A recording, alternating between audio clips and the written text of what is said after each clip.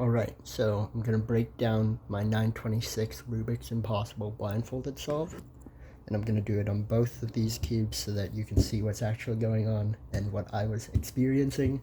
So the scramble is going to be in the description as well.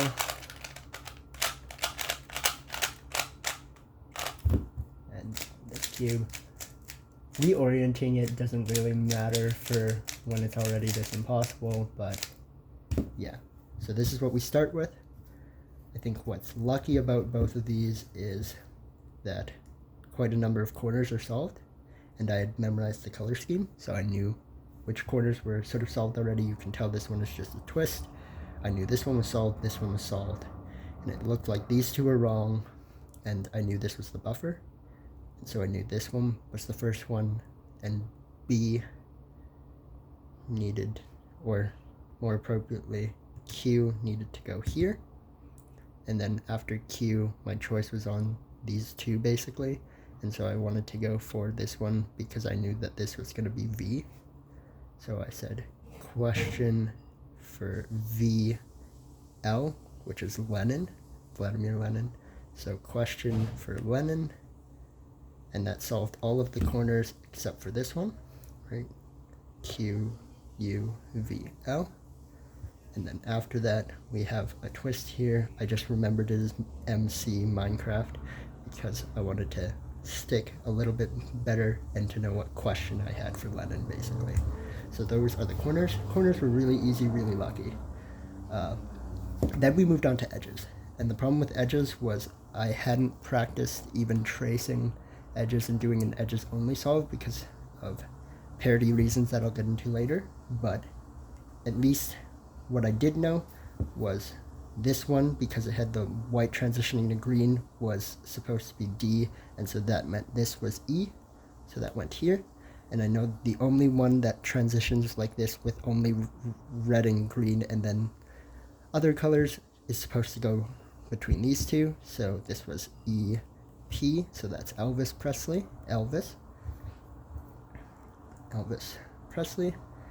And then when I looked over here, I saw that this one was transitioning between yellow and white, which I know to go right here. And so this one had to be I.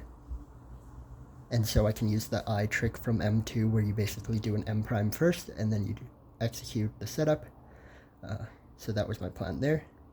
And then I thought initially when I traced it that I was supposed to do IB. So Elvis doing IB is not very interesting for me. But then I realized midway through that this is the red and this is the orange transitioning to white, and so I realized I actually had, if this is going here and this is the one I'm actually using, that this is supposed to go here. So that's Iron Man. So Elvis and Iron Man. Elvis and Iron Man. Elvis and Iron Man.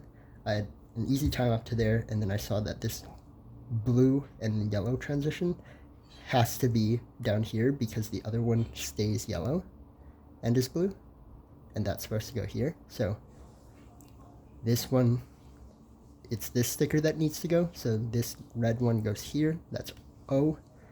And here we had one of the problem ones, right? So this one is green and red, or it's green and orange, but it's also red and blue, so I didn't know if it was supposed to go here or between these.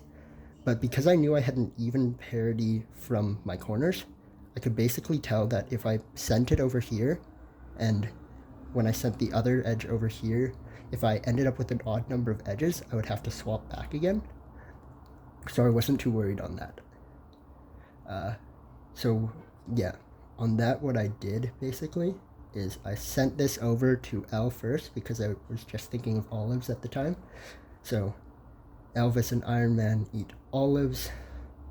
I know this one right here is X because red transitioning to yellow like this and orange on this side only happens for X. So this is eat olives on an X. This is the W one again, wing. Eat olives on an X wing. And this is the other problem edge. They're all on the equator layer. Basically this edge switches from blue to orange and orange to blue on both of its sides. But because I had a quarter on this side already solved, this one right here, I could basically change the angle on both of these and see that they sort of both aligned with the correct color, these two, whereas these two never aligned when they were supposed to. And so I could tell that this was the R target, and so I knew to send it over here.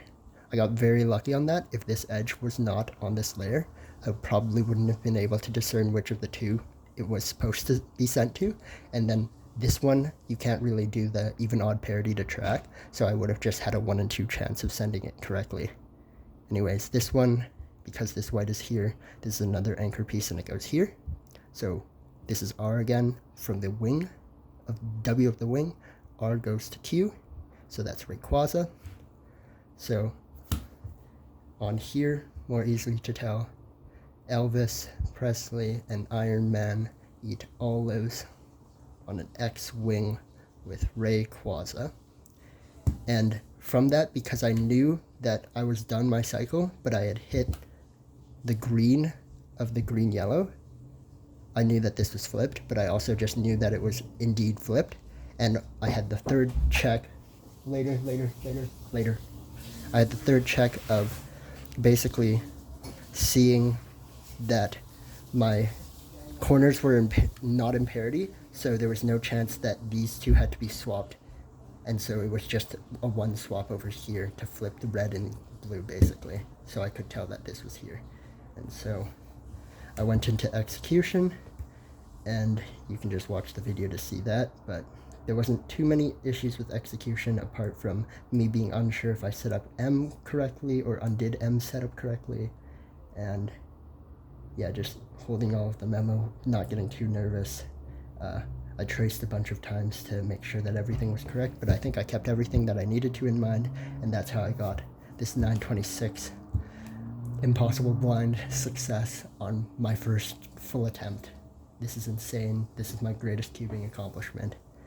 Go watch the video if you haven't. Thanks.